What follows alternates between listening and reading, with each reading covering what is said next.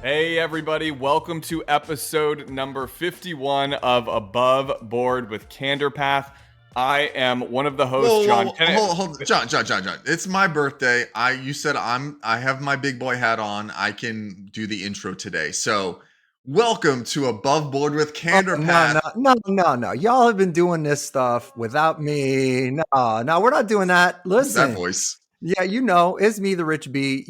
You guys have been doing like sneaking around behind my back like some cheating dogs, running a podcast. Don't tell me about nothing. Now all of a sudden, like you're gonna act like I'm not even here. Hello, this is TheRichB, and welcome to episode 51 of Above Board with Candor Path. I am TheRichB, along with the amazing and talented John Kennedy, the beautiful, tall, and rather slim Matt Marcoux. Welcome, boys. Dude, welcome back. Yeah, good to have you, Rich. It's Welcome been a back, minute buddy. or two, right? Do you think anybody missed me or anybody even noticed? I think every episode we've talked about it, and there's an absence to the show without the three of us, you know? I think it's like I'm like the missing link of just everything. You right? are the missing link, Rich. I am. Let's talk about that. What have you been up to? It's been several months since you've been on the show. It has been. Well, I've been busy. I work and I've been traveling quite a bit. I actually just got back into town from Phoenix the other day, speaking a lot on the road. So that's been amazing because I love my job. So that's been going on. Been quite busy with that. Also, some of the folks that listen to this, I think a good chunk are some of the people that follow me on social media. I've taken a little bit of a break from social media, specifically from TikTok. Blessed to have 1.1 million amazing followers on that app. But I did a friends only post. So for those that don't know what that means, if you follow me and I follow you back, and there's about over 4,000 people, I don't follow, everybody. I can't, there's no way there's a limit. I think the max you can follow is 10,000, but I just did a friends only post where I just let people know, hey, I'm taking a little bit of a break. So it's going to be about a month or so before I get back on there for a number of reasons, some of which just include my own health and some of which include just kind of a focus and a refocus on some of the more important parts of life, such as family and work and career and mental health and physical health.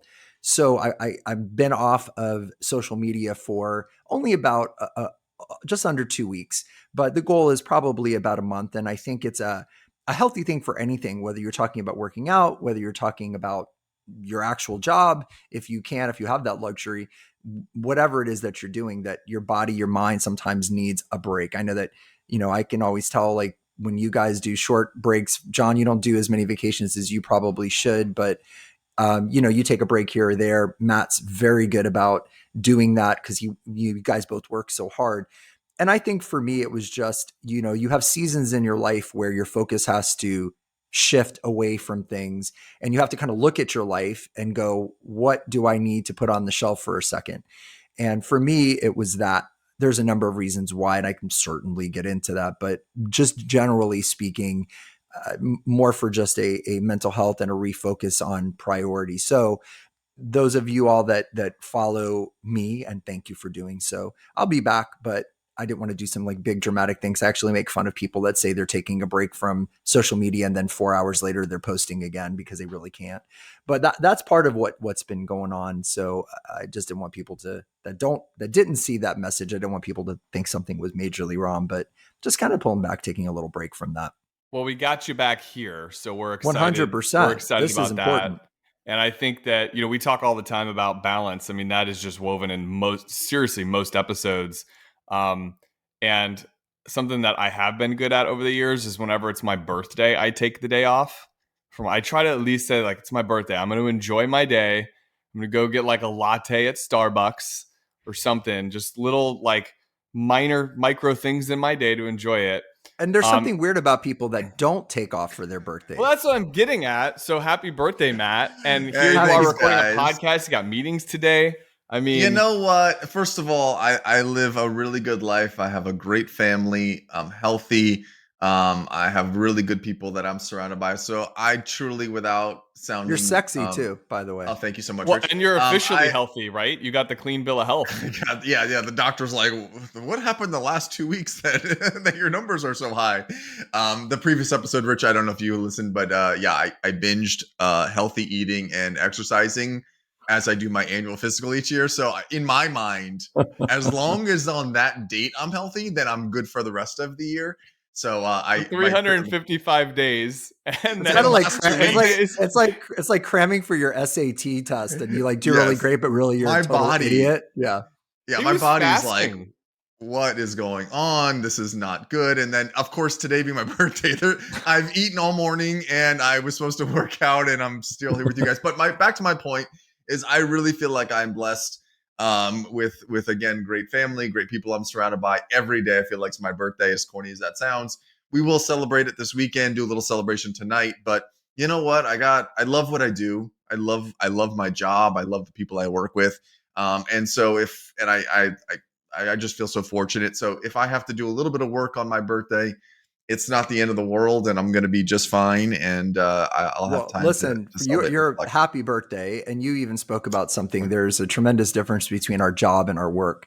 A lot of people look at what they do as their job. It's where they have to go. It's what they have to do. It's how many hours they have to work. It's what they have to make. It's their hours, et cetera, their skills, all very important. But you mentioned your work, and work is something that comes from a deeper place. Work is something that you feel motivated by and you feel inspired by, and you feel like you're making a difference. So it's no surprise to me. You know, it's interesting. We shared in previous podcasts, we all lost our dads at very early ages. And I think about this whole idea of like a birthday and all that kind of stuff, and you being at work. Before my dad passed away, I remember asking him, and I was 22, saying to him when we had this really kind of uncomfortable conversation, and I said, "Dad, you know, when you pass," and I didn't say it just like this, but more or less, I said, "When you pass, how do you want me to honor you, on your birthday and on the anniversary?" He goes, "Well, on the anniversary of my death," he goes, "and on my birthday, if you really want to honor me, go to work." And I was like, "What?" And he's like, "Yeah, don't stay home, don't be depressed, don't take the day off, don't." He goes, definitely don't go to my tombstone because I'm not there. He said, "Go to work." He goes, "Because that's what has brought me the most happiness in my life, is being productive and going to work." And I've always, on my dad's birthday and on certainly on the anniversary of his passing, it's interesting that you're working on your birthday. It's something that's been like a tradition for me. Is I always, when I was a nurse working in a hospital, even if it was my day off, if it just fell a natural day off, like on his birthday, I would sign up for an overtime shift. Or when I was a flight nurse, I'd sign up to be on call to fly. So I get that. I think there's something about us as human beings where we feel productive, where we feel useful, where we feel purposeful when we're doing our work versus doing our job. Not everybody's at, you know, some people look at what they do as a job. They don't like it. It's just what they have to do. They've made that choice. But you definitely, both of you, look at what you do as your work. It's important to you. So I get it. So Yeah, and that makes kind of sense. parlays into our discussion today, which we kind of had a loose outline for, which is easier said than done. And I think that kind of goes back to our work. It's easy to say today you want to work because you love what you do, and Mhm. that's easier said than done. A lot of people, like you said, Rich, don't love what they do, and Right. that they want to be as far away from work on special occasions. And they might say, well, gosh, that's easier said than done for you to work today. Mhm. It took a lot to get to this point, right? At 22, I was probably partying on my birthday, and and work, and then slowly began realizing how hard work is, and how much I want to build a better life for myself and my family. And and then we started our venture in 2018, and that really where a lot of things changed at that point. And now I can look back and say that was a lot of work, but at this point in time, I love what I do. I love being around my Well, team. I love being around John. I think about both of you. Something that's been important to John and is important to you. John's been very verbal about it, and he gives himself a lot of challenges around this, is discipline. John and I've have had conversations where he does the 75 hard, then it turns into 150 hard, then it turns into 974 hard. And he's always it's about discipline. And John, for me and Matt, this is something we kind of had our conversation about before the call, talking about this concept of easier said than done. I don't have a lot of pet peeves. I really don't. No, yeah, I actually do have a lot of pet peeves. I But think one you of my, do. Yeah, I I feel like do, yeah, I you do. do. I'm not like a grumpy old man, like get off my lawn kind of guy, but there's just certain things that just, oh man. And one of them is when people say, easier said than done. And I would just wonder, like, with both of you all, before we get into it, is that something that gets to you? Because you guys are both such disciplined, hardworking, focused people. Do you when somebody says to you, even in your field of financial planning and finance and money, when you're giving somebody a goal or telling them they need to do this or do that, do you ever hear that easier said than done? And then we'll get into our personal and other parts of lives. But do you guys hear that in your work life sometimes? Yeah, Yeah, well, yeah, yeah. Go ahead, first of John. all, what I wanted to say is on my birthday, Matt and I curl up in a ball and cry because it's the day after tax day. So after like Who's 150 born tax, on April 16th? I mean, what a A financial planner. We yeah, just that's like that's just a not a great. it's My like listen, my anniversary is April 2nd. So, that's not good planning on my part either, because every year my wife's like, what are we gonna do for anniversary? I'm like, I'm gonna do taxes. So what are you doing? And it never goes well. yeah, it's just a marathon of tax season where 3 or 4 months. So by the time April 16th comes around, we're But things should winded be and we much sit easier back for and you now cry. because things should be much easier moving forward. Because didn't they just hire like 88,000 new IRS agents? So you I guys are mean, Oh, going to be you great. must have listened. easier Yeah, said it than must have done, listened to our, Rich. our previous podcast, Of Rich, where course, we I've had a listened to our previous pod just because I'm not. Do you think I don't listen? Because, like, well, I'm not on it. So I'm not listening. Of course, I'd listen. In fairness, I think you do because occasionally I'll get a text like, "Hey, thumbs up, good one. That was a good one. Miss being on it." So I know you do listen. I don't know if you listen to all of them, but I know you listen to some of them. So I'm proud of you for that. I have to catch up on the last one, to be honest, but I have listened to them. I think the Well, in last one. fairness, But the last one posted like 4 hours ago. So okay, I so mean, there there you was go. not a lot of time for you to listen to it, but I I think, was busy doing my makeup for this one. yeah, and you look great. curling Hmm. hair. Yeah. But back to your question of do we? So I don't know that was ever a pet peeve of mine. I have a lot of them too. It was not something I had thought of or considered, and you started planting this idea in my head because I heard you say it years ago. Like, oh, I hate when people say that because everything is easier said than done. And now, when I hear that in my career, I get it kind of irks me a little bit. And like I'll use this in the context of maybe like a financial planning meeting. We're talking with somebody, and we say like, okay, well, situationally, based on where you're at, you need to save 15% of your pre-tax income in order to arrive at the goal that you want to. Client, one situational conversation, first words out of his mouth was, "Well, that's easier said than done." And I'm like, Right. "Yeah, yep." Well, and that's it's built into the. And so here's my premise for this: it's built into the words themselves. For example, climb a mountain. It is literally 3 words: climb a mountain. So no duh, it's easier said than done. It's much harder to climb a mountain. You got to buy the stuff, you got to do the training, et cetera, et cetera, et cetera. I kind of feel that people use that expression as a diversion, as an excuse to avoid making life changes. Go to therapy, easier said than done. Sit down and talk to your spouse about this challenge that you are experiencing in your relationship, easier said than done. Deal with your child's behavioral issues at school, easier said than done. Lose 50 pounds, easier. Of course, all of it's easier said than done. So it's almost like it should disappear from our vernacular because it's so obvious. Everything is easier said than done. But when people say it, it's a way of basically saying to another person, what you've just asked me to do is going to be hard. It's easy to say it, but hard to do it. Therefore, I'm not going to do it because it's hard to do. That's really, in essence, what people are basically saying is the obvious back to you. Yeah. And for me, being on social media and certainly in my life as a speaker, when I talk about burnout or engagement or different things that I talk about, and someone will come up to me and go, well, that stuff's all easier said than done. My first response to them is always, what isn't? Like literally, what isn't easier to say than to do? It's all of it's easier, I want a divorce. That's easy to say. I don't, by the way, but that's easier to say than do, So I think in a way it's almost like when we catch ourselves saying it, there's great power in words. As a man thinketh in his heart, so is he. You can find this in every philosophy, in every religion, the power of our words, and words become things. Words become things. When you guys said, we are going to start our own company, however the words were, whatever the words were that you actually said to each other, that was easier to say than to do, wasn't it? But It that was those more like a Jerry Maguire moment, if I have to be honest with you. But still, nonetheless, yes, that's a good point, Rich. Yeah, and I think that Our that goldfish you and went on our way. Who's coming with me? there you I, go. I guess I am. But you did. Which one's Cuba Gooding Jr. in this scenario? I just want to know. Like, Well, Cuba Gooding Jr. would be a client in this scenario, right? Because oh yeah, Cuba he would Gooding be a Jr. was Yeah, client. the. I was. I'll have to think What was about her it. name? Hold on. He was Tom Cruise, and I was Renee Zellweger. Oh, which really You kind of I, fits. I complete- am your I'm your Renee Zellweger, John. You complete me. Is that what that's what that's from, right? That That's movie. what You that's complete from. me. It, Nailed it it. is. Now I need to fact Yes. check, but I I'm pretty It sure. is actually 100%.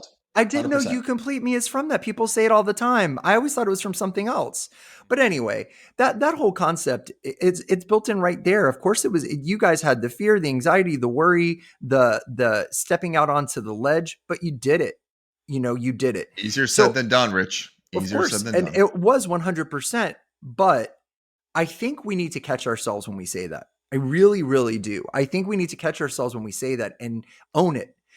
There's a okay. Yeah, I'm going to say Oh boy, something. he's getting on a rant. Get Here. it. Here we go. Get it. I'm just going to say it. And you know what? At this point, I'm just going to be fearless about it. I'm nervous. You should be a little nervous. There are too many people who embrace their victimhood and they have decided that that's who they are. And they hate when you push back on that. I am anxious. I am depressed. I am X. Yes, there is such a thing as anxiety and depression. These things exist. There's brain chemicals that there's all of that. But there are people, okay, so there's exceptions to everything, but there are people who've decided that how they were, quote, victimized, or how the struggle that was put into their life or that they've experienced or that they've created for themselves sometimes, they've decided that that's who they are. And Yeah. those are the people that say all the time, easier said than done. Yeah, I think it's easy to create a narrative about your situation and then you just continue to perpetuate it. So for us, we see it a lot when it comes to money psychology. Oftentimes you hear somebody say, I'm just no good with money. I don't understand it. It's confusing to me. Well, if you continue to say that, it becomes a self-fulfilling prophecy. You'll never be good at it because you're creating a narrative in your own mind that you're not good with it. And I think for us, especially like the first several meetings with a potential new client, you can tell kind of early on that may be sort of their mindset to it. And they're hoping that we have a magic pill that can fix these money issues and get them to retirement at XYZ. But the reality is it's like working with a personal trainer. You go into the gym and you meet with a personal trainer for the first time.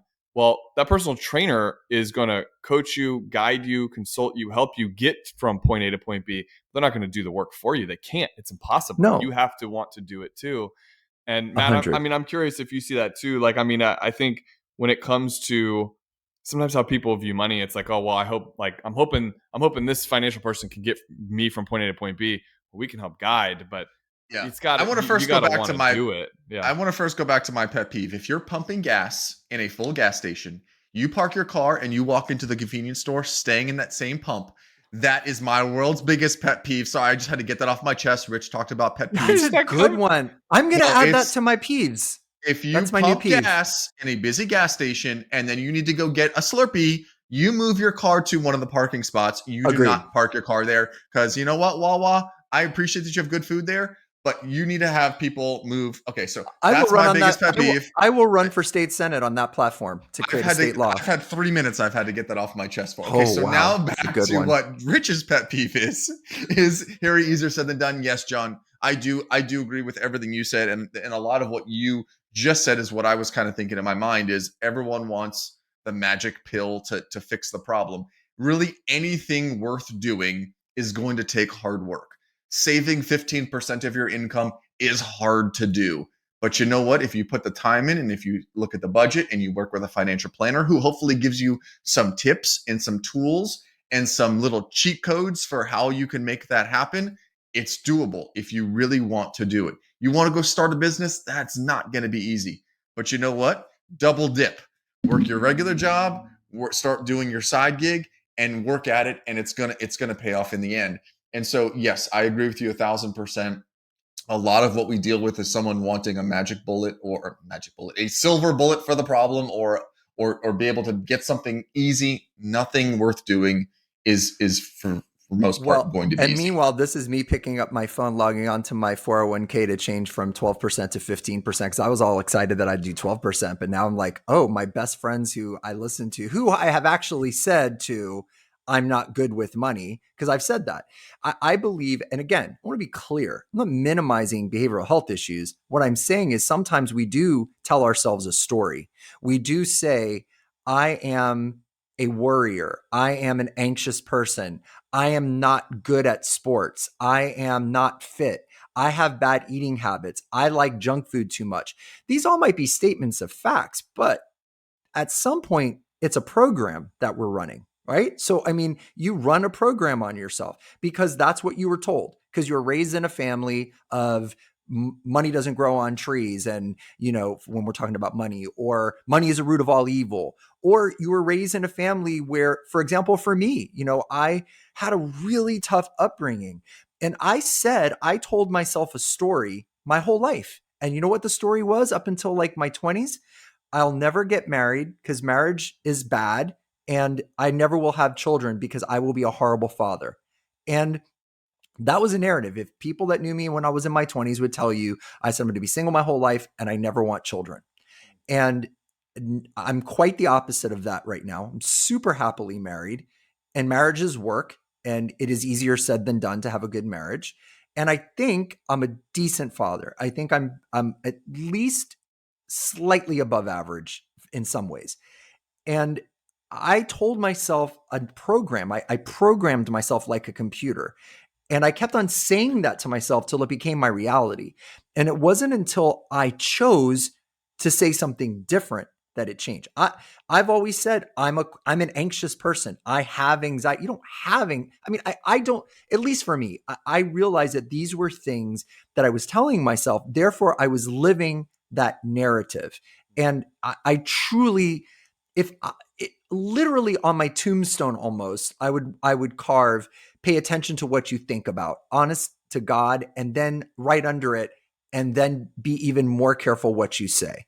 Are you writing that down, John? Because that's a lot that we have to make sure is on his tombstone. I It's think going to on be your a big, tombstone, it's going to say, "Don't park, don't Yeah, park at the how gas about just be station and walk in. respectful? If it's Monday, I'm trying to get to the office and you're parked in a Don't spot. park at pump 7. Just Yeah, pull well, in." I'm just saying, use one of the spots that they designate and don't tie up a pump you if you're see, not pumping do gas. you see how this podcast just like, but you know what? Just Was to it you divert, that I mean, broke the window? Was it you that broke the window at the local speedway the other day? Did you just throw a rock bro, through that window because you were so he's, mad? They should be going on the speaker and saying, if you're not pumping gas, please move. That's a very busy gas station, and I have an F-150, so it's got a big It tank. It ain't takes me a no while to get Bucky's, gas. man. It's no Bucky's, all right. Don't even get We me got a started there. speedway. 100 pumps, and every single one of those 100 pumps are full. And where's everybody? They're in the store getting beef jerky. that's wrong. Enough That's said. wrong. Yeah, because So it's like anyway, Legoland in there. oh my God. So it's actually, it's a new, now it's added to my new list of peeves. Is it called a peeve, or does it have to be called a pet peeve? So I say list of pet peeves, or can it just be a peeve? My pet peeve is when people say they have pet peeves. So I don't know. Oh, dang, bro. But anyway, I think a lot of times it's about reprogramming. And I think that's what you guys do in your field. When somebody comes into your office, notice how I'm being the adult in the room and I'm staring us back, but it's kind of funny because I'm never I'm the so adult in the angry room. right now. I know. I feel like I want to just come to your house and give you a hug. I might But need one. I'm happy to. We're only down the street. So I feel like a lot of times it's a program we tell ourselves. And I know I've been doing a lot of work on myself. And part of that work, and what I mentioned at the top of the podcast, of giving a break to even social media, was realizing that my reasons for doing it, I was telling myself a story, and the story wasn't real. The story wasn't honest. And the story wasn't healthy. And I needed to pull away from it and stop so I could recalibrate. And I think if I, other than hopefully just, welcome back and being able to have a chance to chat on our podcast again, I really hope that people would take a minute to reflect. Stop, stop getting angry whenever you hear something that initially you don't agree with, and ask yourself, why is that bothering you so much? Why is it bothering you that somebody says, stop saying easier said than done? Or why does it bother you if somebody says, hey, sometimes we tell ourselves a story and then we continue to live that narrative? Again, it's not saying, like I said, I want to be clear. I worked in behavioral health. I'm not saying that the brain chemicals and the issues that create depression, anxiety are not real things. Of course, they're real things. But sometimes we decide that that's who we are. I'm a smoker. I'm a drinker. I'm a etc. And sometimes we have to realize that can be changed. And yeah, it is easier said than done. But if you do the work, if you put in the effort, if you make the decisions, and then if you start saying the words, can I just end? Because I know we got to wrap up in like a couple of minutes. I wanted to share with you guys something that I started doing, and it's been really significant for me, and dead Is it serious. drinking water? Because we already went down that route. I'm not drinking a No, gallon of water. I've already, Cheers. no, I heard a podcast recently, and the guy, it's somebody that I think we all listen to. I think it's Tom Bilyeu. I think it's his podcast. And he says he stops drinking water at 5 p.m. I think I'm going to send that to John, but I've started to do that. And I'm actually sleeping a little bit better through the night. So I hydrate through the day and I cut off around 5:30.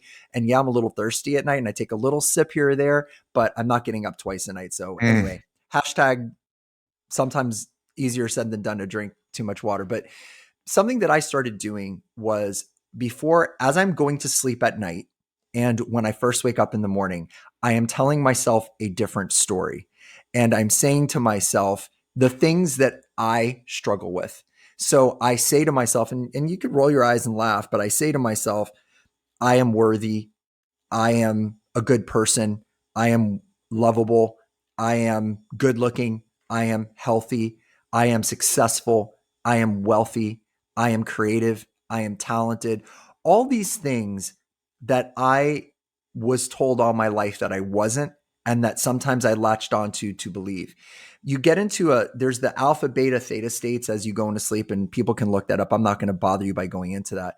But as you're starting to fall asleep, and I'm going to say the word wrong, hypnagogic. I can never say this word, but it's when your brain, your subconscious, is most susceptible to information. And a lot of people, we go into our anxious thoughts and worries and negativity before we go to sleep. So, you're trying to buy a new house, and as you're falling asleep, you're like, God, I hope this goes through, and I hope they don't say no to that. And God, what if we didn't do that?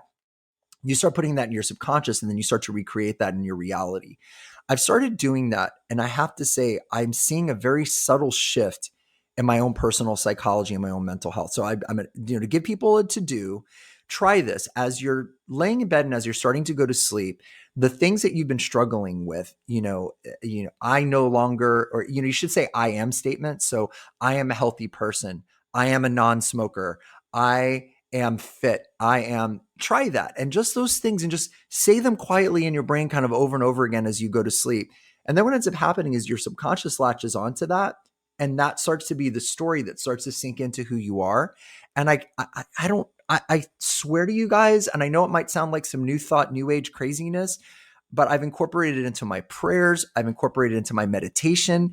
I've only been doing it for maybe a little over a week, but something's changing. And I'll report back in our next podcast if anything's different. I don't know. I just think that that's the beginning of the do part of easier said than done. Well, what could it hurt? You do those positive affirmations, which I think are so important. It's like you spend a few minutes doing that. Your worst case scenario, in that situation, is that you wasted a few minutes if it didn't work out, which I deeply believe in the idea of doing that. We talked about a book, 12, 15 podcasts back, Atomic Habits by James Clear. Yeah. And that, for me, in reading that book, it was kind of this idea, like, I am the kind of person that gets up and goes to the gym every morning. Even if I go for 5 minutes, you're developing that habit. And I think that that's what you're doing by creating those positive. We could do an entire podcast on positive And affirmation. specifically, I want to be specific. It is the time frame. It is when you do it. Doing it right now is good. Doing it when you're laying in bed as you're drifting off to sleep, and doing it when you first wake up is better because your brain is in more of a receptive state. So I just challenge people to try it. Just try it. See, do it. I mean, you're talking to a couple guys who did hypnotherapy to try that out. So I mean, I'm in. I know there's a certain way that if you snap your fingers in a certain rhythm, John will immediately start doing the chicken dance. It's really great. He quacks like a duck.